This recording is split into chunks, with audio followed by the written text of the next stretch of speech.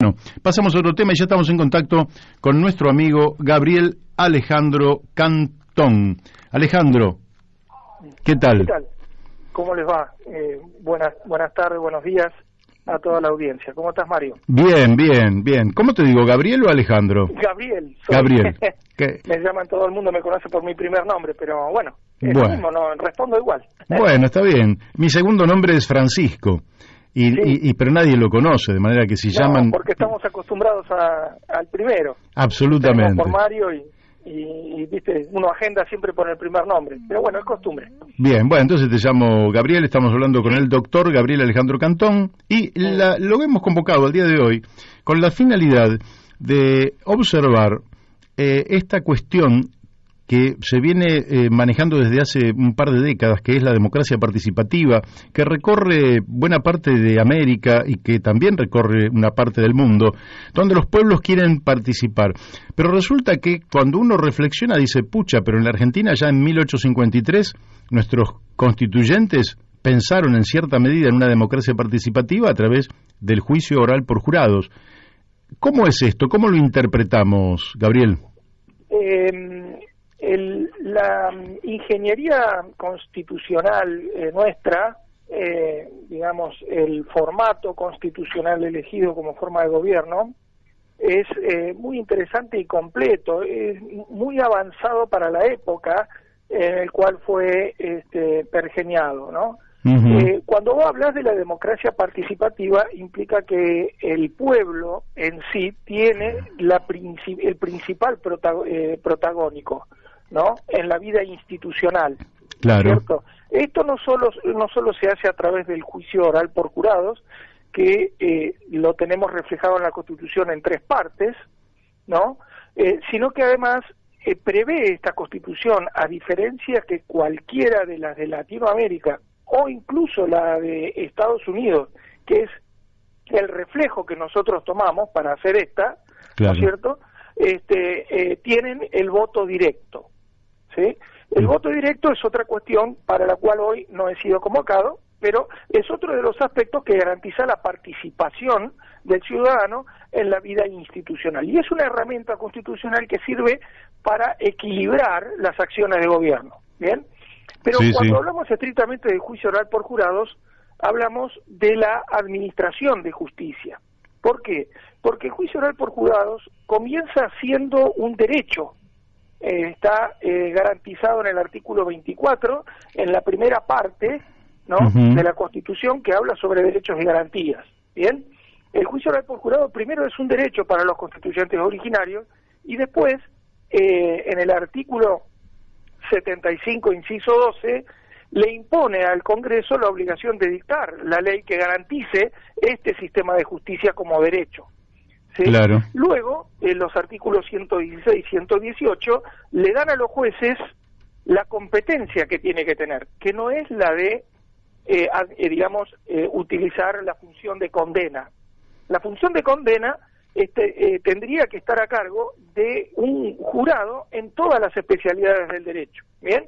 Ese es el sistema de justicia que establece la tercera función, la función de condena, es decir, aquella que asigna la responsabilidad por un hecho ilícito a un ciudadano por su par.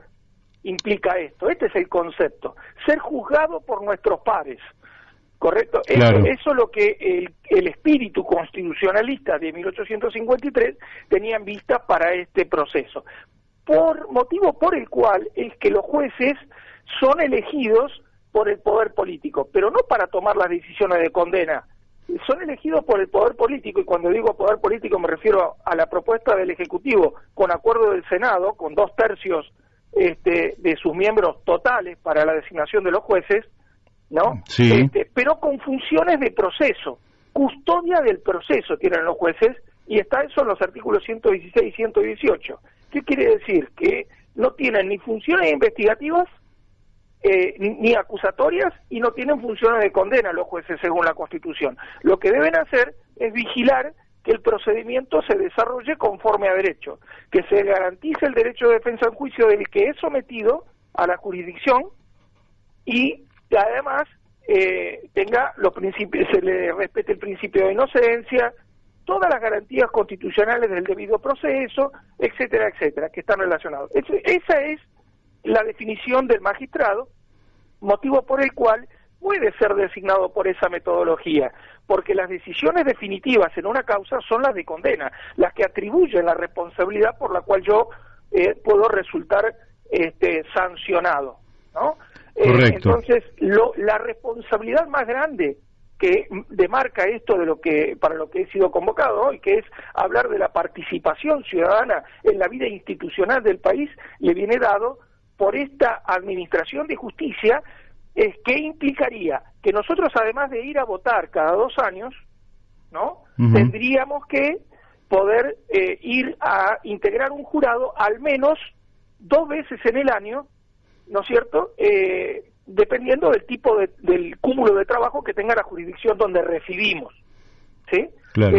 Pero esto, imagínate, Mario, que si esto ocurriera en los términos que lo estamos describiendo, la participación del ciudadano y la responsabilidad que éste tendría en la actualidad, digamos, en las acciones que la justicia desarrolla, obviamente que sería una participación mucho más activa, ¿correcto? Y decisoria, por lo cual muchos actos de corrupción tendrían su control de constitucionalidad si pudiéramos contar con el ejercicio pleno de ese derecho. Arrancamos la conversación diciendo que es un derecho primero, pero después es una obligación de los órganos de gobierno garantizarlo. Claro. ¿Correcto? Pero ojo, no nos quedemos solamente con la provincia de Buenos Aires, Esto es un derecho para todo ciudadano sin importar dónde resida. ¿Correcto? Bien. ¿Qué quiere decir? Que no puede venir un gobernador a decirme que tiene la independencia procesal para dictar dentro de su jurisdicción digamos, el sistema de justicia que quiere, porque lo que tiene la provincia no es independencia, sino autarquía. Primero la Constitución Nacional, y una vez que esté garantizada, de ahí en más podemos tener la libertad de dibujar. Pero los derechos y garantías constitucionales son para respetarlos a lo largo y a lo ancho del país. Te quiero hacer esta consulta. El artículo 29, ¿no?, de la Constitución Nacional plantea que el Congreso no puede concederle al Ejecutivo nacional ni tampoco a las legislaturas provinciales, a los gobernadores, facultades extraordinarias, ¿no? Facultades a partir de las cuales, estén en manos de los ejecutivos, nacionales o provinciales, la vida, el honor o las fortunas de las personas. Porque eso conllevaría una nulidad insanable, es decir, que eso no se podría, lo que hicieran presidente o gobernadores, sería insanablemente nulo y además atribuiría sobre aquellos que conceden dichas facultades el carácter de infames traidores a la patria. Ahora bien, esto es gravísimo porque efectivamente la acumulación de poder en los ejecutivos, cuando es excesiva, da lugar a abusos, etcétera. Ahora, da la impresión de que en los jueces tienen facultades extraordinarias porque efectivamente se han autoatribuido o con la complacencia del poder político tienen la atribución de penalizar a las personas, de condenarlas a cárcel, de privarlas de su libertad, cuando en realidad por la Constitución esa facultad no debería existir. ¿Cómo se califica entonces una corporación que avanza sobre facultades extraordinarias que en principio no devienen de la propia Constitución Nacional? Muy bien. Es una pregunta interesante que tiene 2 partes, Mario. Te la voy a contestar muy rápido y sencillo. Antes de abordar el tema de los jueces, me interesa que me has reproducido el artículo 29 de la Constitución Nacional, y es una puerta que estuvo cerrada hasta el año 94 esa. No podía el Poder Legislativo delegar funciones legislativas en el Ejecutivo de ninguna forma. ¿Sí? Pero con la reforma del 94 se incorporó el artículo 76 que la dejó entreabierta.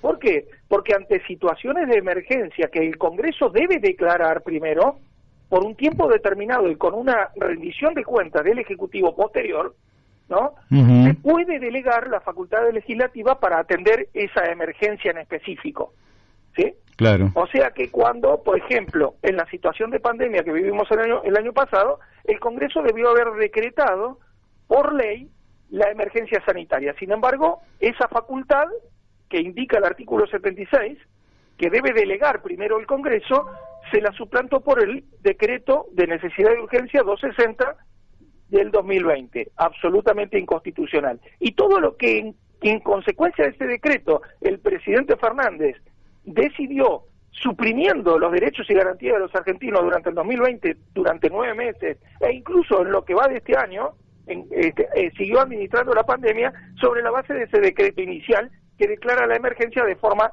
inconstitucional. Partiendo de esa base, me interesa que la audiencia tuviera claro que toda la administración de la pandemia fue inconstitucional, de principio a fin, y la oposición se sacó la foto con esa inconstitucionalidad, ¿no? Sí. A sabiendas de que era incorrecto declarar la emergencia sanitaria por un DNU, no se declaró inconstitucional por la Corte tampoco, y ahí yendo ya al asunto de los jueces. La Corte tiene competencia que es específica, originaria de la Corte, que es el control de constitucionalidad de los actos de gobierno, ¿sí? Ya sean nacionales o provinciales. Eso es competencia originaria de la Corte, está en la Constitución muy clarito. Hay una serie de incisos, hay alrededor de 14, 15 incisos que determinan la competencia que debe intervenir de oficio la Corte cuando advierte irregularidades por el estilo.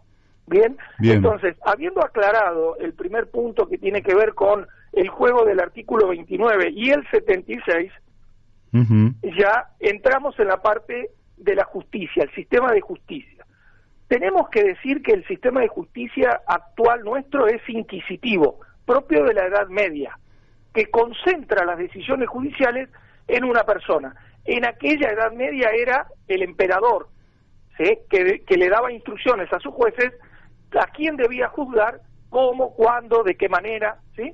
Decidía el tipo de proceso según la cara de quien era sometido a ese proceso, en fin. Todo ese tipo de situaciones a nosotros nos rigieron desde que somos país libre, ¿sí? Porque ese derecho que tenemos garantizado en el artículo 24 de integrar un jurado y tomar las decisiones de condena, jamás en 168 años que cumplió la Constitución este último 1 de mayo, ¿no? Se nos pudo respetar, o no se nos quiso respetar, en realidad, para ser honesto. Entonces, lo que yo tengo para responderte lisa y llanamente, y no hay nadie que me lo pueda discutir, es que este sistema de justicia es inconstitucional de principio a fin, porque no resulta compatible con un sistema democrático, representativo y federal que desconcentra las acciones de gobierno en 3 poderes. Hace el sistema de justicia al revés que el sistema de gobierno elegido por los argentinos. Entonces, tenemos el problema del desequilibrio institucional que tenemos, y estamos renegando siempre que los jueces están pateando para el lado del político de turno, porque el político de turno es el que los designa. Y estos, a su vez, toman las decisiones de condena que no les son propias. ¿Correcto? Entonces, claro, en ese juego que nos han metido en la cabeza de que nosotros no tenemos la preparación intelectual para integrar un jurado, que no tenemos para determinar una sentencia en el sentido técnico, no nos confundamos, porque el jurado está compuesto de ciudadanos comunes que tienen sentido común, ¿sí? Y es lo único que el ciudadano necesita para analizar los hechos. No necesita el asesoramiento técnico.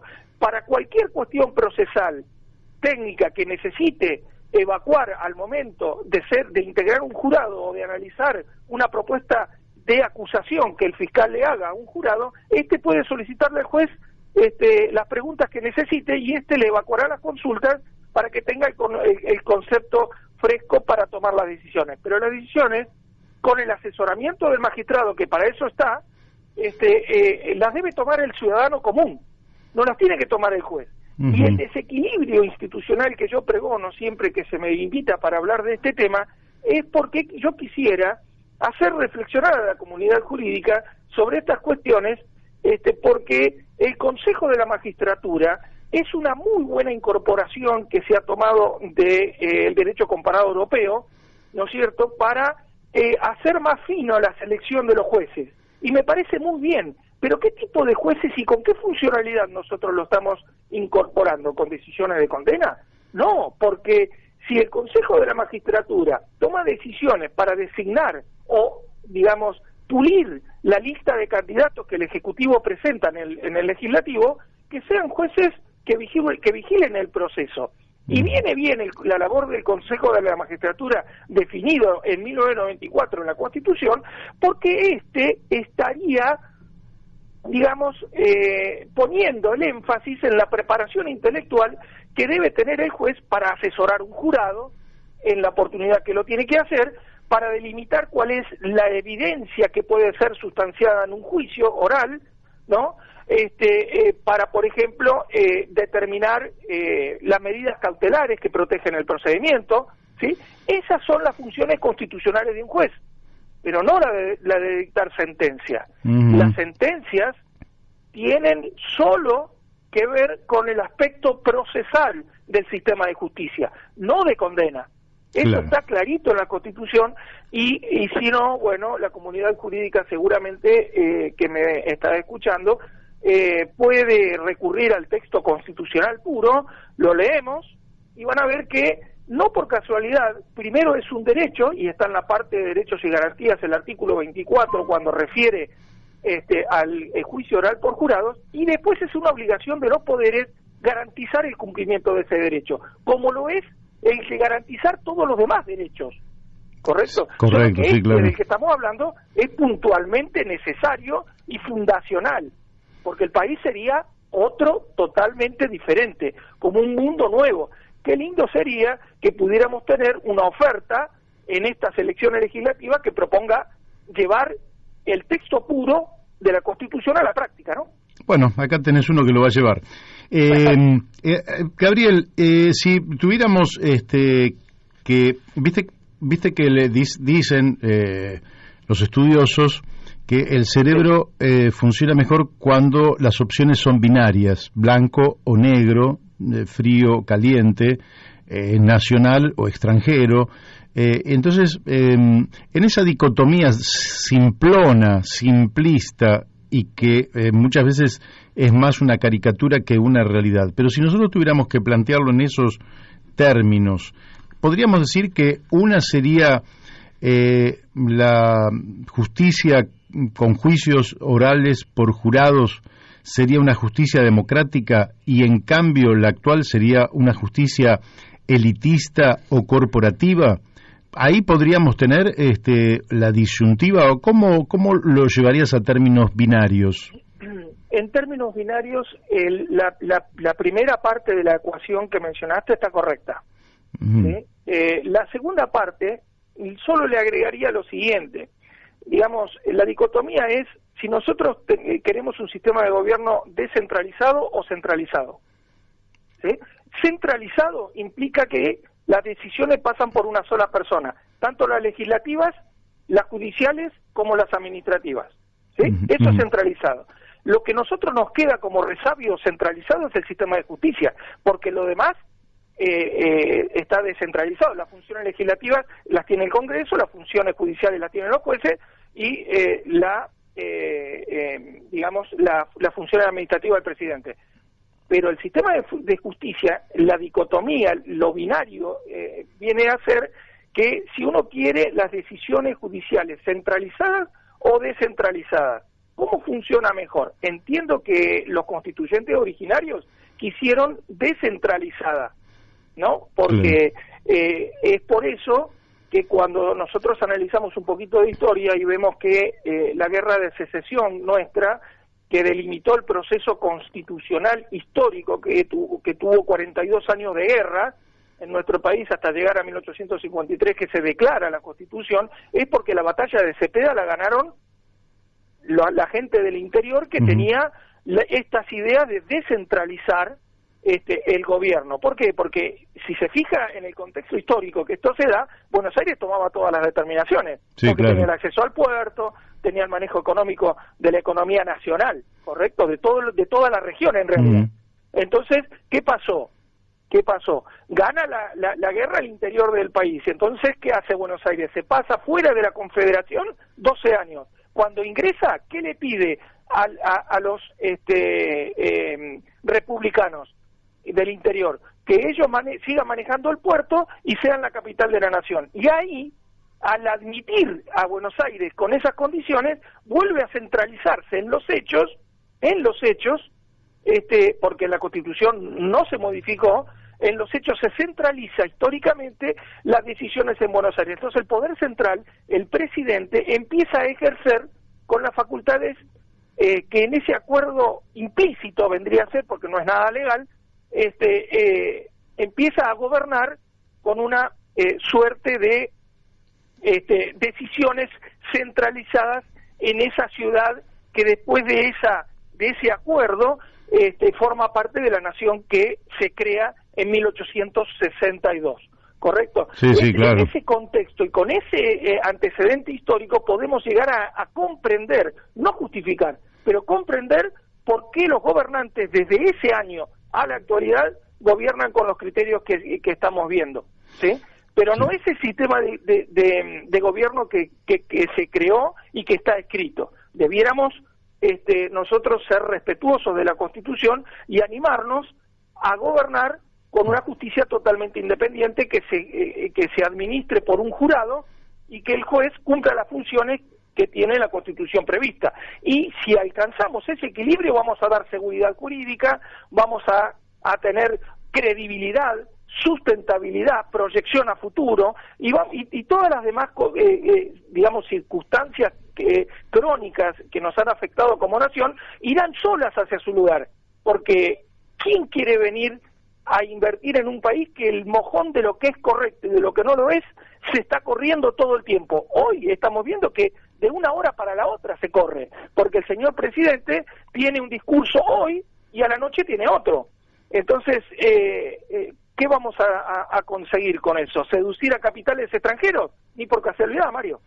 Bueno, me quedan muchas preguntas, pero la vamos a tener que dejar para la próxima porque me queda un minuto nada más. Te hago la última, pero lamentablemente comprimidos por el horario. ¿A qué atribuís vos que el pueblo no haya hecho hincapié en la adquisición de este derecho, en el ejercicio de este derecho, a lo largo de tantos años, habiendo en la Argentina una cantidad grande de abogados? Vos sos abogado, yo soy apenas un técnico mecánico, pero ¿a qué atribuís vos que efectivamente la abogacía no haya hecho docencia respecto a este tema? Hay una corporación judicial y política que le conviene seguir teniendo este sistema de justicia porque la controla la justicia a través de este sistema. Esto es clarito como el agua y es corto la reflexión. Después, la otra parte de la respuesta, y si querés lo dejamos pendiente para la próxima, es el tema del voto. Con el voto nos han tenido controlados, porque nosotros no estamos pudiendo elegir los legisladores que deben cumplir con el juicio oral por jurados correctos. Al no poderlos elegir de manera directa, porque tenemos que elegir una lista sábana, la lista sábana, el orden en que van a sentarse en la banca no lo dispone la gente, sino el partido político. O sea que cuando se sientan en el Congreso, la pleitesía se la deben al partido político, no al voto directo de la gente. Te diría peor, se la deben al caudillo que organizó esa lista. En el interior es así, claro. Y acá al líder, que es el que organiza la lista. Bueno, todas prácticas que hay que superar. Bueno, prontamente vamos a volver a hablar, Gabriel. No hay ningún problema, Mario. Bueno, yo te agradezco muchísimo. Te agradezco muchísimo tu participación aquí en La Brújula y siempre nos ayudas a esclarecernos sobre un tema que ha pasado inadvertido durante 37 años de democracia, pero que es hora de que lo pongamos en el centro de la escena. Te mandamos un fuerte abrazo. Gracias, Mario. Que sigan muy bien todos. Gracias. Bueno, hemos hablado con el doctor Gabriel Alejandro Cantón. Ahora vamos a la tanda de la radio.